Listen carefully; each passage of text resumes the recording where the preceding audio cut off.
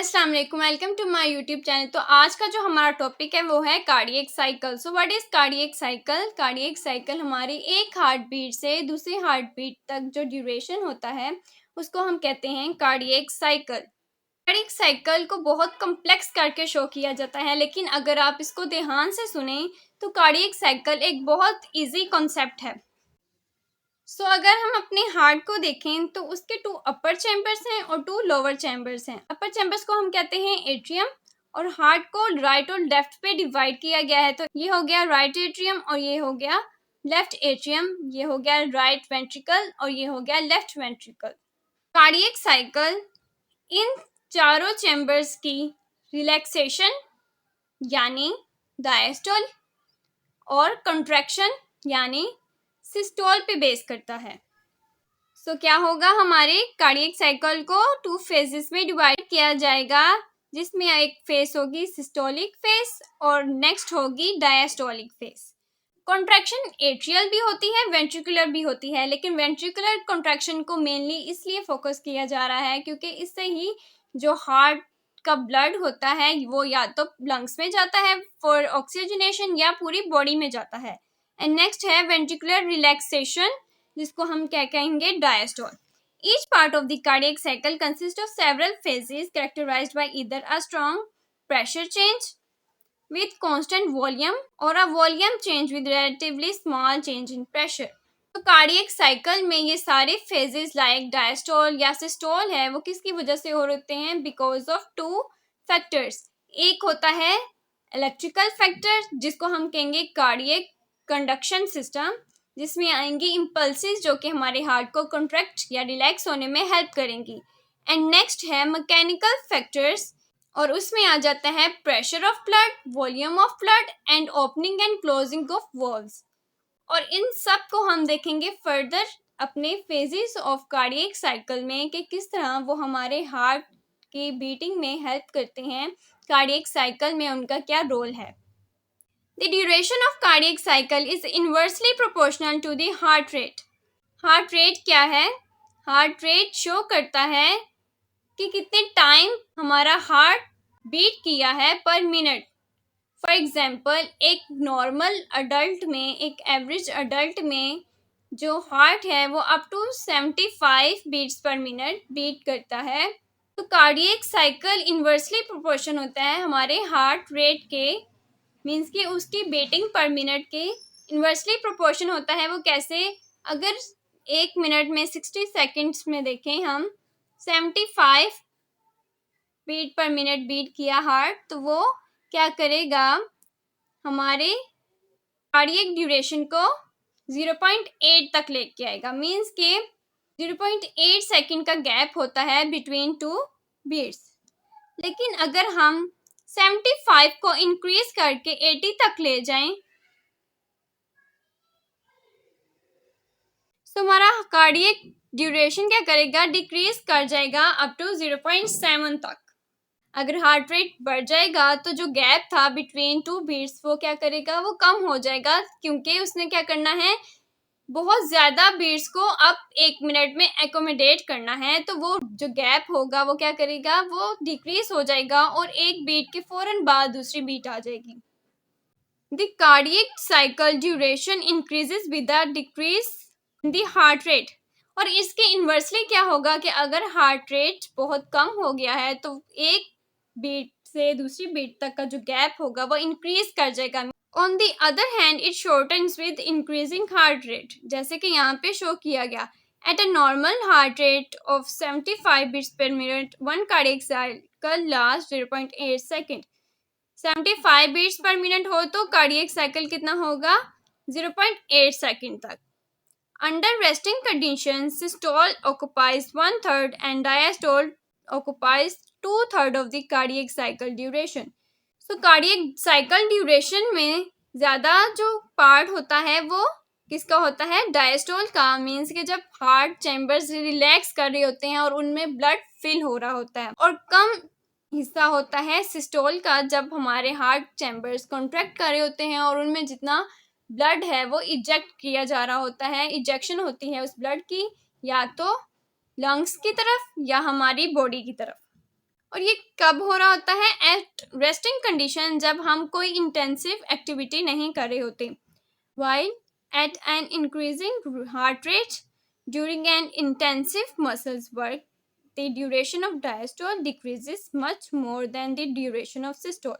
अब हम क्या कर रहे हैं? इंटेंसिव मसल वर्क कर रहे हैं, लाइक एक्सरसाइज कर रहे हैं, तो क्या होगा? जो डायस्टोल है वो ड्यूरेशन कम हो जाएगा, मीन्स के ब्लड फिलिंग का ड्यूरेशन कम हो जाएगा और ब्लड इंजेक्शन का जो ड्यूरेशन है वो इंक्रीज कर जाएगा। वो इसलिए क्योंकि जब हमारी बॉडी कोई इंटेंसिव वर्क कर रही होती है तो हमारे मसल्स को ज़्यादा ऑक्सीजन की ज़रूरत होती है और ज़्यादा ब्लड की ज़रूरत होती है, इसलिए हमारा हार्ट जल्दी से बीट करता है, उसकी कॉन्ट्रैक्शन जल्दी जल्दी होती है ताकि वो ब्लड को उन हिस्सों तक पहुंचा सके। नेक्स्ट अब हम देखते हैं phases of cardiac cycle. Cardiac cycle को मेनली 2 फेजेस में डिवाइड किया गया है relation with our heart chambers. तो सबसे पहले एट्रियल है और उसको फर्दर डिवाइड किया है एट्रियल सिस्टोल में और एट्रियल डायस्टोल में। नेक्स्ट है वेंट्रिकुलर साइकिल, जिसको अगेन वेंट्रिकुलर सिस्टोल और वेंट्रिकुलर डायस्टोल में डिवाइड किया गया है। यहाँ पे आगे उसका ड्यूरेशन है 0.8 सेकंड में ही हमारे एट्रियम भी कॉन्ट्रैक्ट और रिलैक्स करेंगे और उसी पॉइंट में, उसी सेकंड में, उसी टाइम लाइन में हमारे वेंट्रिकल्स भी कॉन्ट्रैक्ट और रिलैक्स करेंगे। ये कॉन्ट्रैक्शन और रिलैक्सेशन ऑफ अवर चैम्बर्स हैं, ये सिंक्रोनाइज होंगी। एट्रियल सिस्टोल क्या होता है? ये अप टू 0.1 तक रहता है, लेकिन जो एट्रियल डायस्टोल है वो 0.7 तक रहता है, इसलिए जो डायस्टोल का ड्यूरेशन होता है वो ज़्यादा होता है सिस्टोल से। इसी तरह जो वेंट्रिकुलर सिस्टोल है वो 0.3 सेकेंड रहता है, लेकिन जो डायस्टोल है वो 0.5 सेकेंड तक रहता है। During atrial systole means के during atrial contraction the ventricles are relaxed।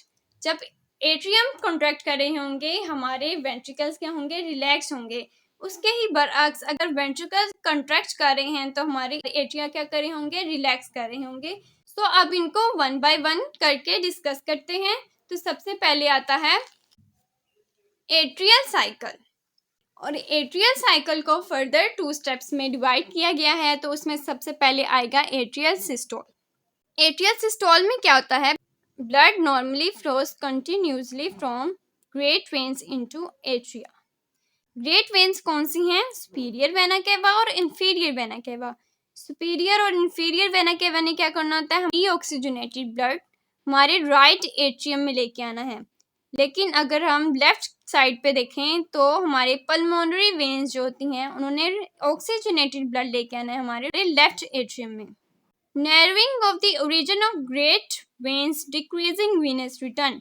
तो क्या होगा कि हमारे जो ग्रेट वेन्स हैं जिसमें सुपीरियर वेना केवा है, इंफीरियर वेना केवा है, पल्मोनरी वेन्स हैं, उनकी नैरोइंग होगी ताकि जो वीनस रिटर्न है जो हमारे वेन से आ रहा है वो कम हो जाए। वीनस रिटर्न है मीन्स के जो ब्लड आ रहा है हमारे एट्रियम में वो कम हो जाए। 75 flows directly from atria into ventricles through the open AV valve before the atria contracts। क्योंकि ये एट्रिया की कॉन्ट्रैक्शन फेज है तो इसमें क्या होंगे? हमारी वेंट्रिकल्स इन रिलैक्स्ड फेज होंगे। तो जब एट्रियम में ब्लड आता है तो क्या होता है? एट्रिया के जो प्रेशर है, एट्रियल प्रेशर जो होता है वो इंक्रीज कर जाता है। तो एट्रिया का प्रेशर इंक्रीज करने की वजह से क्या होता है? हमारे जो वॉल्व्स हैं वो ओपन हो जाते हैं और जो ब्लड है विदाउट कॉन्ट्रैक्शन के, अभी एट्रिया की कॉन्ट्रैक्शन नहीं हुई, सिर्फ उसका प्रेशर इंक्रीज हुआ था जिसकी वजह से एवी वॉल्व जो है वो ओपन हो गया है। तो 75% ब्लड जो है वो विदाउट एनी कॉन्ट्रैक्शन हमारे वेंट्रिकल्स में ऐसे ही पैसिवली फिल हो जाएगा। 25% of filling of ventricles during atrial contraction. अब एट्रिया जो है वो कॉन्ट्रैक्ट करेंगे और रिमेनिंग जो ब्लड था हमारे एट्रियम में वो आएगा अब वेंट्रिकल्स में, जो कि कितना होगा? 25% होगा। 75% तो ऐसे ही फ्लो कर गया था और जो 25% था वो एट्रिया के कॉन्ट्रैक्ट से जाएगा। अब इसकी वजह से क्या होगा?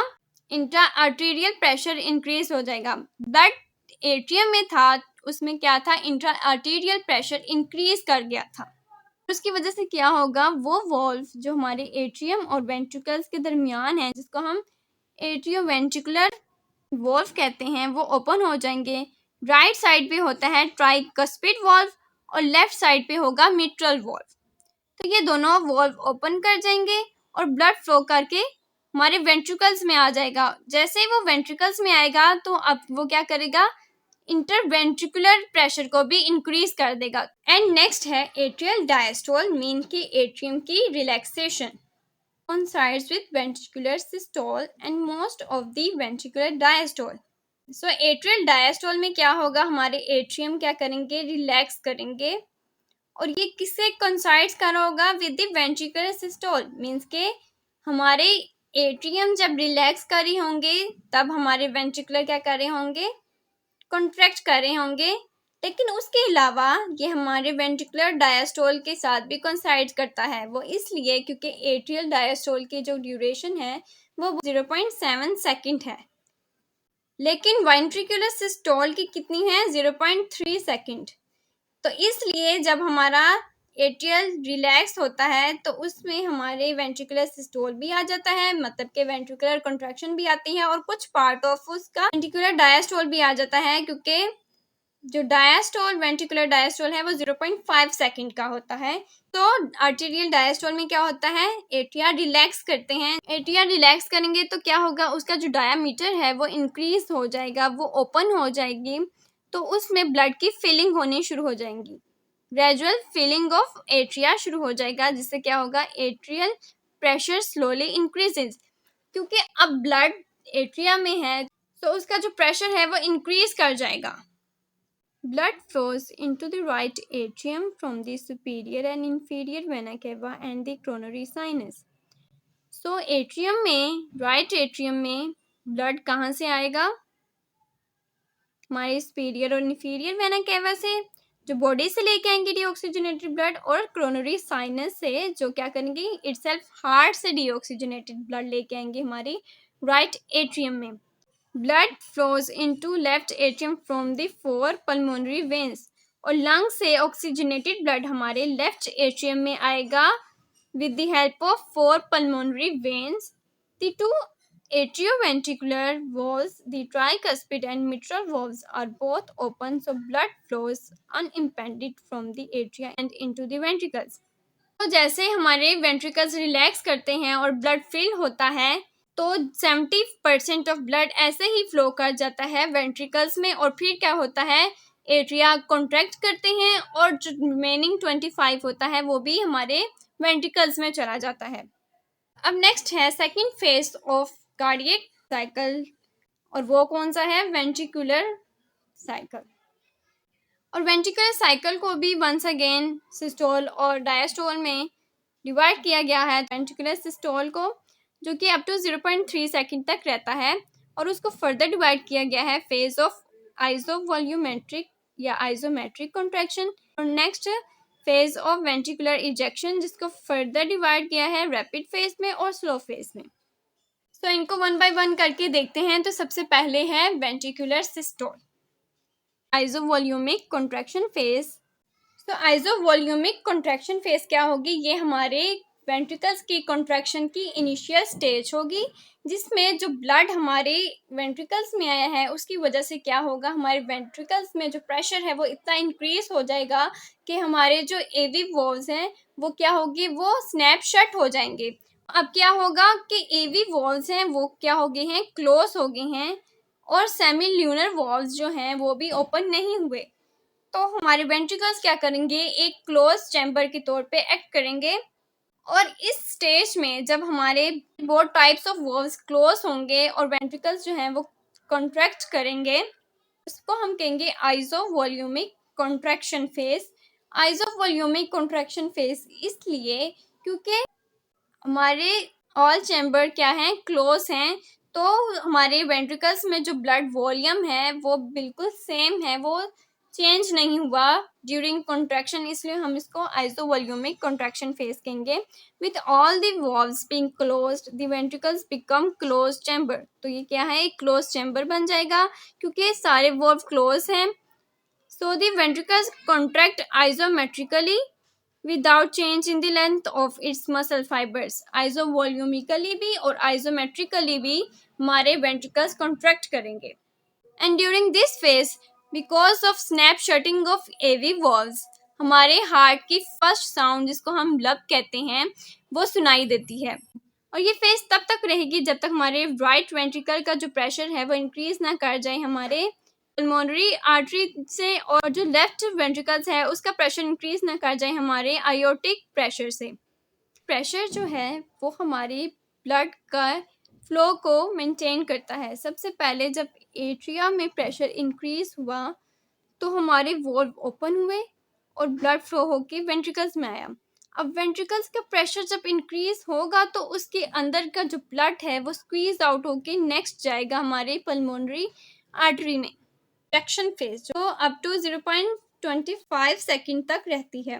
इजेक्शन फेज में क्या होगा, सेमील्यूनर वॉल्व जिसमें आयोटिक या पल्मोनरी, जो हमारे पल्मोनरी ट्रंक और आयोटा के बेस में प्रेजेंट होते हैं, वो क्या करेंगे, ओपन हो जाएंगे। At the beginning of this phase, जैसे ये फेज शुरू होगी, blood is pumped out of the ventricles and ventricular volume decrease rapidly. जैसे ही हमारा वेंट्रिकल्स का प्रेशर इंक्रीज कर गया हमारे इस एरिया के प्रेशर से, तो हमारे सेमील्यूनर वॉल जो है वो खुल जाएंगे और ब्लड अब हमारे पल्मोनरी ट्रंक में और आयोटा में आ जाएगा। और जैसे ही ब्लड यहाँ पे आएगा तो अब हमारे वेंट्रिकल्स में जो ब्लड का प्रेशर था और जो वॉल्यूम था वो क्या हो जाएगा, डिक्रीज हो जाएगा। First to third rapid ejection phase, 70% of blood is pumped out. Ejection phase को हमने देखा था कि रैपिड और स्लो इजेक्शन फेज में डिवाइड किया गया था। तो रैपिड इजेक्शन फेज में क्या होगा, 70% of the blood is pumped, वो हमारे 70% ऑफ ब्लड को पंप करेगा। Intraventricular pressure increase markedly as a result of continuous ventricular contraction. क्या हुआ, हमारा इंट्रावेंट्रिकुलर प्रेशर इंक्रीज कर गया बिकॉज ऑफ वेंट्रिकुलर कॉन्ट्रैक्शन से। Pressure is slightly higher than that of in aorta and pulmonary arteries. और ये pressure हमारे pulmonary trunk aorta के प्रेशर से ज़्यादा था, जिसकी वजह से ये सेमील्यूनर वॉल्व्स ओपन हुए और जो ब्लड है वो रैपिडली पल्मोनरी ट्रंक और आयोटा में चला गया। Last 1/3 slow ejection phase, remaining 30% of the blood is pumped out. और फिर क्या होगा, पहले तो उसका प्रेशर इतना ज़्यादा था कि जैसे ही वॉल्व खुले हैं तो ब्लड रैपिडली बढ़ गया है, लेकिन उसके बाद जैसे ही उसका प्रेशर थोड़ा कम हुआ तो बाद में फिर क्या होगा, अब स्लो इजेक्शन होगी जो कि 30% ऑफ ब्लड को पंप करेगा। Pressure in the ventricles fall below the pressure in the arteries. Once again क्या होगा कि अब हमारे वेंट्रिकल्स में जो प्रेशर था वो हमारे आर्टरीज के प्रेशर से कम हो जाएगा। Blood in the arteries begin to flow back toward the ventricles, because अब उसमें प्रेशर कम हो गया है और एट्रिया में ब्लड फिल्ड है और उसका प्रेशर ज़्यादा है, तो क्या होगा, फिर ये वाले वॉल्स ओपन होंगे और वंस अगेन ब्लड हमारे वेंट्रिकल्स में आएगा। At the end of ejection the सेमील्यूनर valve close. और जैसे ही हमारा पूरा ब्लड इजेक्ट कर दिया जाएगा, ये वॉल्व वंस अगेन बंद हो जाएंगे, आके जो ब्लड अब यहाँ पे आ गया है वो वापस बैक फ्लो ना कर जाए वेंट्रिकल्स में। तो अब वेंट्रिकुलर साइकिल के सेकंड पार्ट जो कि क्या है, वेंट्रिकुलर डायस्टोल में आ जाते हैं, जो कि अप टू 0.5 सेकेंड तक रहता है और उसके भी फर्दर फेजेस हैं। तो सबसे पहले फेज है प्रोटोडायस्टोल फेज, नेक्स्ट है आइसोवॉल्यूमिक और आइसोमेट्रिक रिलैक्सेशन फेज, फिर है रैपिड पैसिव फिलिंग या रेड्यूस्ड फिलिंग एंड डायस्टेसिस। तो सबसे पहली फेज है प्रोटोडायस्टोल, ये अप टू 0.04 सेकेंड रहती है। इसमें क्या होता है, ventricular systole ends and ventricular relax. तो जैसे ही वेंट्रिकुलर कॉन्ट्रैक्शन के बाद हमारे वेंट्रिकुलर रिलैक्स कहेंगे तो उसकी इनिशियल स्टेज को हम कहेंगे protodiastole. Intraventricular pressure drops rapidly, blood tends to flow from vessel to ventricular semilunar valves. So इसमें क्या होगा, जो प्रेशर था वो ड्रास्टिकली ड्रॉप हो जाएगा क्योंकि जो ब्लड फिल था हमारे वेंट्रिकल्स में वो कहाँ चला गया है, हमारे पल्मोनरी ट्रंक और आयोटा में।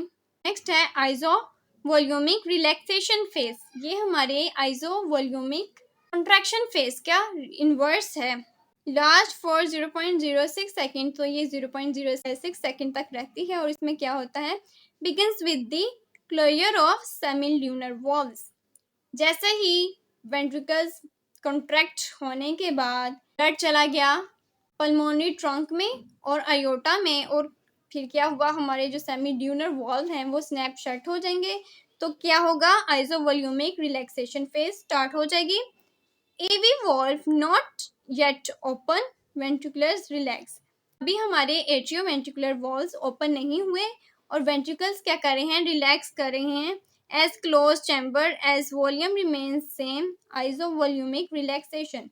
सो इसमें क्या होगा, AV वॉल्व्स जो हैं अभी तक ओपन नहीं हुए और सेमी-न्यूरल वॉल्व अभी क्लोज हुए हैं, जिसकी वजह से हमारा ventricle as a close chamber relax करेगा और उसमें जो वॉल्यूम है वो सेम रहेगा, इसलिए इसको हम कहते हैं आइसोवॉल्यूमिक रिलैक्सेशन।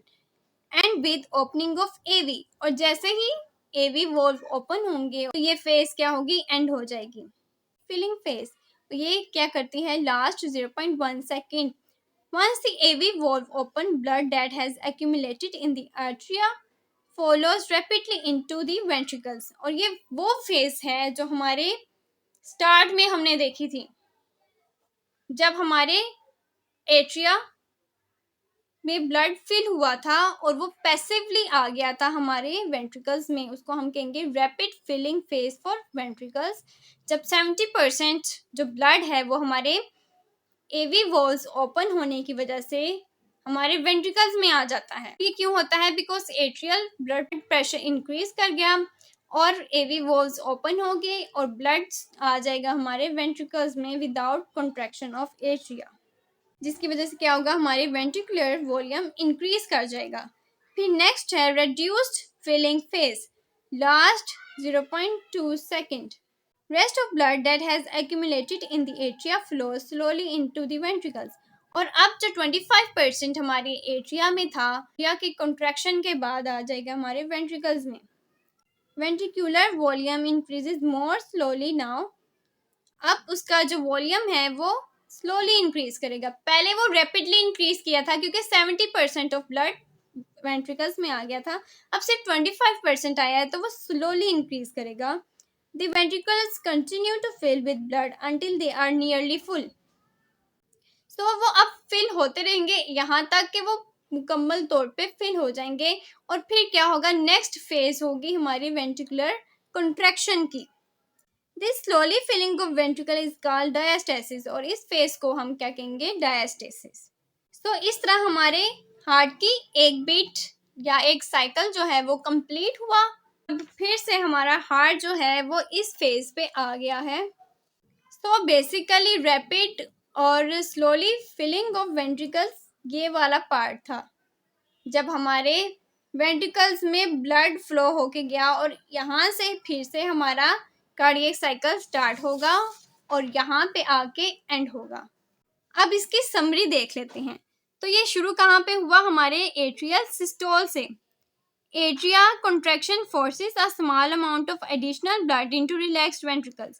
So atria में blood fill हुआ with superior vena cava, inferior vena cava या pulmonary vein से, और 70% ब्लड ऐसे ही हमारे वेंट्रिकल्स में चला गया because of arterial pressure increase. और फिर 25 कहाँ से आएगा, with the help of contraction of atria. Next क्या होगा, atrial systole ends and atrial diastole begins. अब क्योंकि एट्रिया ने क्या किया, ब्लड जितना भी इसमें फिल था वो कहाँ चला गया, वेंट्रिकल्स में चला गया, तो अब वो रिलैक्स हो गए हैं for next filling.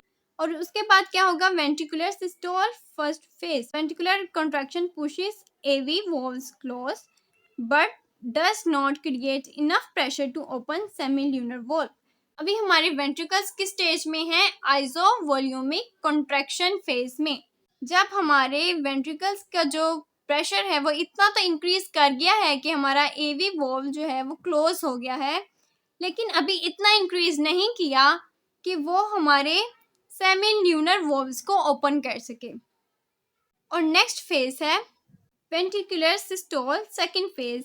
as ventricular pressure rises and exceeds। तो अब क्या होगा, जो हमारा वेंट्रिकल्स का प्रेशर है वो इंक्रीज कर जाएगा हमारे पल्मोनरी ट्रंक और अयोटा से, और उसके प्रेशर इंक्रीज करने से सेमिल्यूनर वॉल्व ओपन हो जाएंगे और जितना भी ब्लड वेंट्रिकल्स में था वो रश कर जाएगा हमारे पल्मोनरी आर्टरी में या अयोटा में। और नेक्स्ट क्या है, ventricular diastole, as ventricular relax pressure in ventricular drops. So अब क्या होगा कि वेंट्रिकल्स में जितना भी ब्लड था वो यहाँ पे चला गया हमारे पल्मोनरी ट्रंक में और अयोटा में, और ब्लड वॉल्यूम इनटू वेंट्रिकल्स क्या होगा, डिक्रीज कर जाएगा, और जो वेंट्रिकल्स हैं वो रिलैक्स कर देंगे फॉर नेक्स्ट फिलिंग। तो जैसे ही वो रिलैक्स करेंगे, जो ब्लड हमारे एट्रियम्स में आया था पहले वो हमारे वेंट्रिकल्स में चला जाएगा। और फिर क्या होगा, वेंट्रिकुलर डायस्टोल जिस late phase, all chambers are relaxed, ventricles fill passively.